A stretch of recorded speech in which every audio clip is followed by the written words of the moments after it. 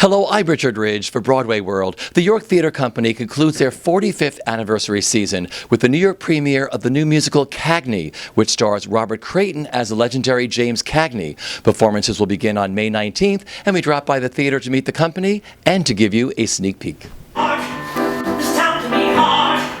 They deal up the deck, your hand is a rack, you drew the wrong card. The little guy borrows, the bigger fish owns. From the minute you try to compete, you're too little to eat. You're done, and they've won. But I couldn't still get out there every dawn. First of all, you're coming to New York with Cagney. We're here. I can't believe it. Been thinking and dreaming about bringing this show, as you know, to New York for so long. So it's just a thrill. What has this whole journey been like for you with creating this for the stage? It's now that it's happening in New York, I will say I feel extremely grateful as the umbrella, because it started as an idea in my head and this passion for Cagney and a dream to tell his story on stage. And then as I started fumbling my way through creating the show, I ran into Peter Colley, who I told him all my ideas, and he said, I think I can help you, and he helped me make it into something theatrical. And then when Florida Stage wanted to do it, they introduced me to Bill Castellino and Christopher McGovern, and Christopher basically left the songs of mine that were worthy and then wrote the rest of the score and fleshed out everything, and has been an amazing gift to us. And Bill Castellino's the smartest guy in the room, which is what you want as a director. And we've broke it all down and built it back up so that we have this great bio musical about a man whose story is worthy of being told. I've been passionate about it for so long. I'm just so glad. He's a New Yorker, grew up in New York, and we're here. So. Where did your love for Cagney begin? Do you remember that first time you saw him on film or on TV? Well, I don't remember the exact first time, but I remember the time period when I was sort of rapaciously getting every VHS tape I could find in New York City when I was in 1993 in acting school, and sitting. I can remember the chair I sat in, the drink I would pour, and it was like I was just by myself, and I would And last night I started watching the Roaring Twenties again, and I had that same feeling.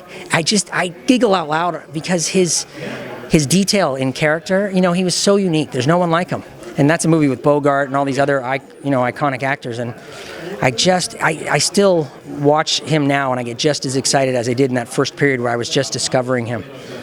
What was the connection? I mean, I always ask people when they get so connected to someone, what was it? Well, when I was in acting school, I had a teacher. His name was Jack Milanos, a little guy like me, and he said, "You remind me of Jimmy Cagney. You move like him. You built like him.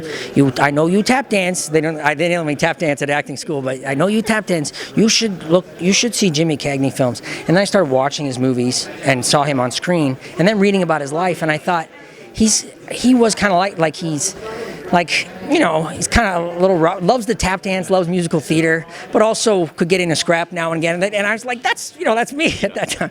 I wasn't walking around the streets fighting or anything, but he was just a guy that I was like, I could, something connected in me. And now as I'm doing it, I feel like I was meant to tell the story in a way, more and more. And the fact that all these people have come in along the journey to help it happen and make it happen, I feel like I'm supposed to be here doing this. I really do. I feel strongly about that.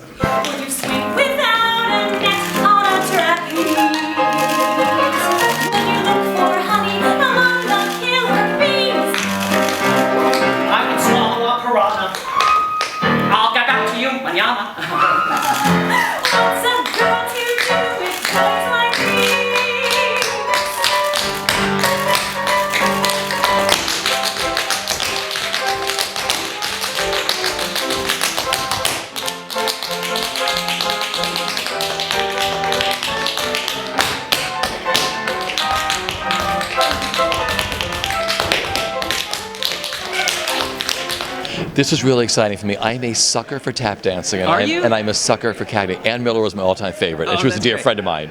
So when I got into the theater today and I heard all this tap dancing, I was like, yes.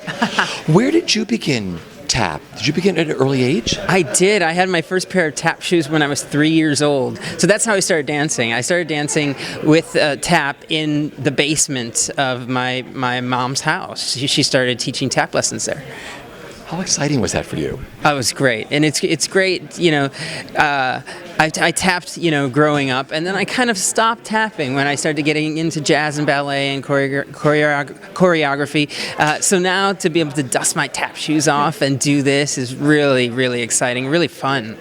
What's it been like working on this musical? Did you know a lot about Cagney beforehand? I did not. All I knew, the extent I knew was Yankee Doodle Dandy. That was pretty much it, and some of the tough guy movies and the gangster movies. But this has been really educational to learn about his life and his struggles and where he came from and what he had to do to get where he wanted to be at the end of his career. And what it was like, and what's it been like working on the musical itself? It's been so much fun. It's a great cast, great team. We're just having a blast, and just getting into the tap numbers again, and it's really fun. And then there's Bobby. Talk about your lead. Yes, Bobby is fantastic. I mean, he looks and acts, and he's so physically like James Cagney already. We did a lot of research, but he's done really a lot of research on his own before we ever met. Mastering the physicality of Cagney. So then we work together on a couple different steps and a couple different poses, adding to his repertoire. But he's so devoted to the project, as he is every project he does. But this is like a real passion project for him. So it's been really nice to work with him on this. Right as we're nearing the summit, we shall find we're out of fair. If you get weak, I'll keep my love from harm. For you, my love, I'll offer up my arm. See, there's nothing I won't do. Perhaps I'll stay with you. There's nothing I won't do. For you, Romeo, I love you so. How excited are you to be bringing Cagney to New York? Oh, this is off the charts. Fantastic. I mean, it's the perfect timing for this show. The show we've spent years grooming, and we're re-grooming it here for this production, and we're incredibly excited. And New York is the perfect place for it. Perfect place, the perfect audience. They love this title. They love this character, and we're going to show them things they know and things they never even thought were possible.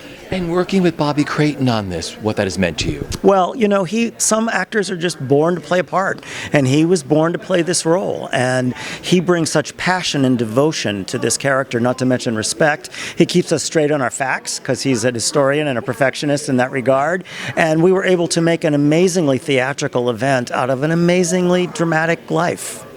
Were you a big fan of Cagney beforehand? Did you know a lot about him before you started this? No, I can't say that I did. I can say that I knew probably what the average American knew. He was an icon, and I'm of an age where I have some memory of that.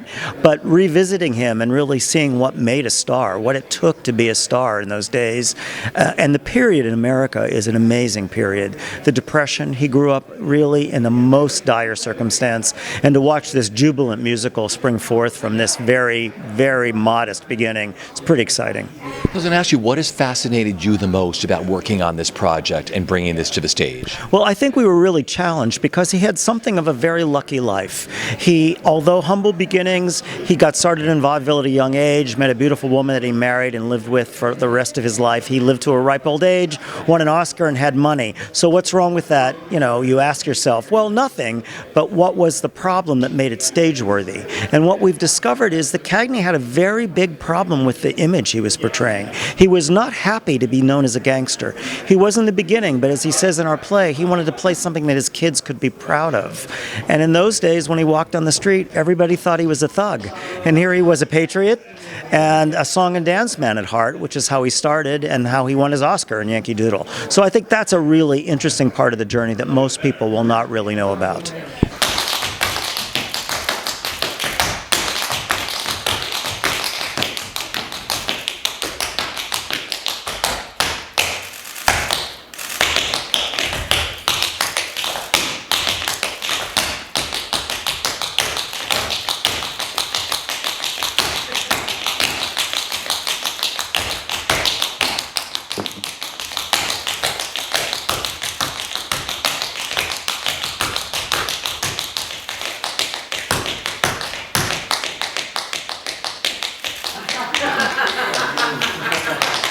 So how excited are you to be bringing Cagney to New York? I'm very excited. Well, first of all, it's nice to see you instead of on my computer, which is how I usually see you. I see you actually in person, which is great. You have to exist. I know. I was starting to think you were a hologram. No, it's great. It's very exciting, and I've been involved with this since the world premiere at Florida Stage in 2009. So, I mean, it's a number of years, and this is our 4th production, so we've sort of... What's great about it is it continues to evolve, it continues to improve, and it's sort of the longest out-of-town tryout ever before anything got here, although that's not true. Lots of things try out longer than that. But no, it's really exciting. And I mean, I think part of it is sentimental. I know Bobby for 20 years. Yeah. So, and I like to say that the first time I met Bobby, we were doing a review called That Time of the Year, which actually ended up at the York Theater, and Bobby was tap dancing and wearing a dreidel. So you're going to see one of those two things in Cagney. I'm not going to tell you which. You can guess. Okay. What you love the most about working on this musical? I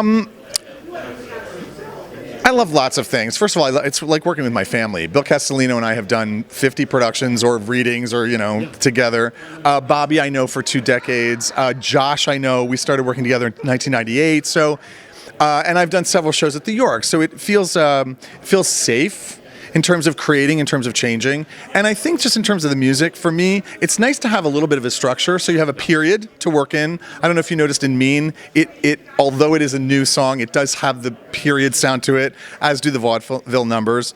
And I wanted to, for me, the biggest challenge was the Cohan numbers have to be in there. I think an audience has an expectation they will be disappointed.